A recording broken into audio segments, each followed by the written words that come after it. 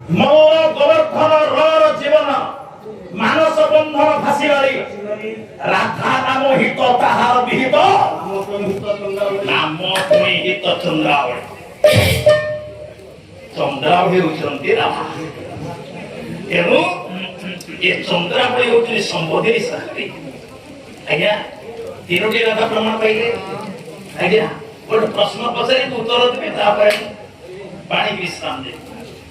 ଆପଣ ମାନେ ଯେତେ ବସିଛନ୍ତି ଆଜ୍ଞା ମାନେ ମୁଁ ଗୋଟେ ପ୍ରଶ୍ନ ଉତ୍ତର ଟିକେ କାର୍ଯ୍ୟକ୍ରମ ହେଲେ ପାରାଟା ଟିକେ ଭଲ ଲାଗେ। ଆପଣ ଦେଖନ୍ତୁ ନାରାୟଣ ପରେ ଲକ୍ଷ୍ମୀ ପୂଜା ପାଇ ଲକ୍ଷ୍ମୀ ନାରାୟଣ ରାମଙ୍କ ପାଖରେ ସୀତା ପୂଜା ପାଇ ସୀତା ବିଶିଷ୍ଟ ପାଲାଗାର ପଚାର। ଆଚ୍ଛା କୃଷ୍ଣଙ୍କ ପାଖରେ ତାଙ୍କ ସ୍ତ୍ରୀ ରୁକ୍ମିଣୀ ପୂଜା ପାଇବା କଥା ନା କାହିଁକି ନାହିଁ? ତାଙ୍କ ସ୍ତ୍ରୀ ରୁକ୍ମିଣୀ କାହିଁକି ପୂଜା ପାଇବେ?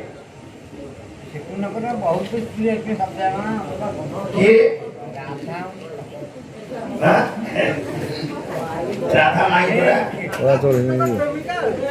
ନାଇଁ ଶୁଣନ୍ତୁ ଆଜ୍ଞା କୃଷ୍ଣଙ୍କର ଶୁଣନ୍ତୁ ଆମ ପୁରାଣକୁ ବିଧର୍ମୀ ମାନେ ବିକୃତ କରିଛନ୍ତି, ବିକଳାଙ୍ଗ କରିଛନ୍ତି, କୃଷ୍ଣ ଚରିତ୍ରକୁ ନିନ୍ଦିତ କରିଛନ୍ତି, ରାମ ଚରିତ୍ରକୁ ନିନ୍ଦିତ କରିଛନ୍ତି।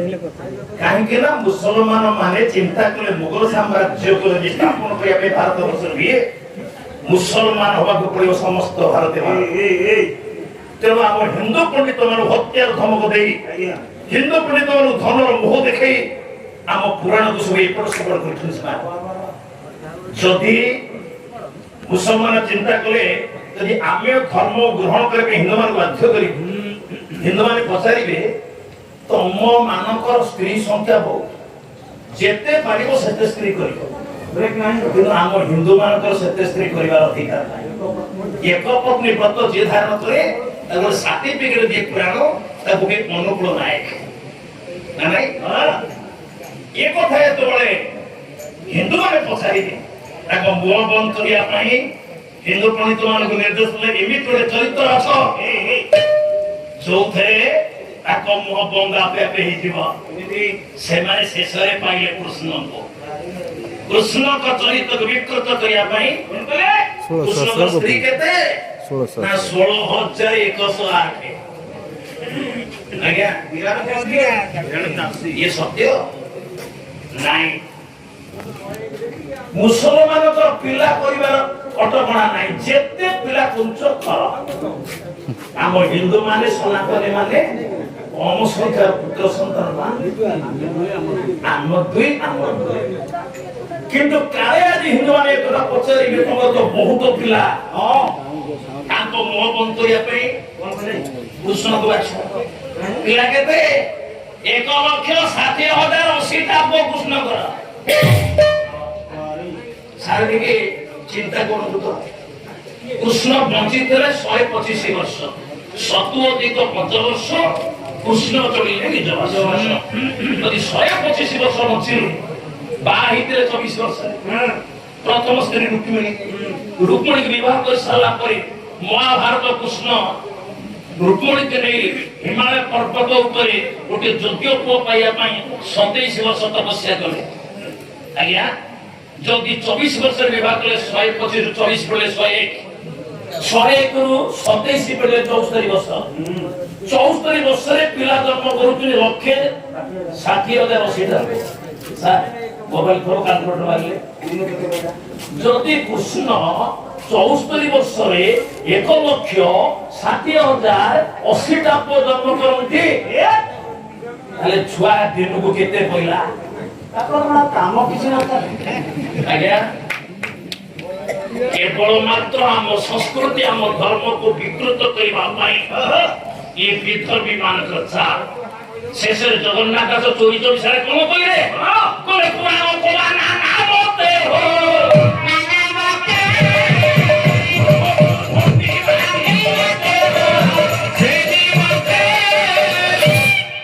ଇଏ ଜଗନ୍ନାଥ ସମ୍ପଦ ଆଜ୍ଞା।